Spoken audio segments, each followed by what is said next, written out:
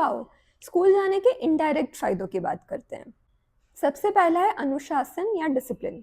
जब आप स्कूल में कभी लेट आते हो तो आपको टीचर डांटती है और उससे आप सीखते हो कि टाइम पे आना कितना इम्पोर्टेंट है।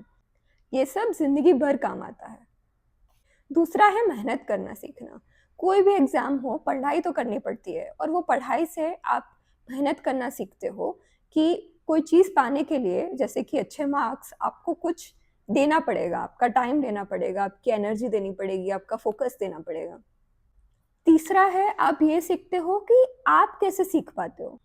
जैसे कि आपको अगर बुक पढ़ के समझ आता है या फिर कोई लेक्चर्स देख के समझ आता है या फिर कुछ 3D विजुअल्स से आपको समझ आता है, आपकी पढ़ने की पैटर्न क्या है या समझने की पैटर्न क्या है, वो आप स्कूल में डिस्कवर करते हो और वो आपको ज़िंदगी भर काम आता है। क्यों? क्योंकि लाइफ भर सीखना तो पड़ता रहता है।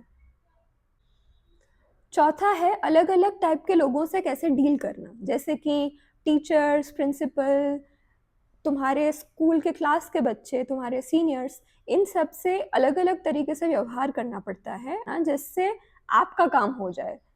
इसी को नेगोशिएशन स्किल भी बोलते हैं, जो आगे जाके प्रोफेशनल लाइफ में बहुत काम आती है। पांचवा फायदा है कि स्कूल जाके दिमाग शार्प होता है।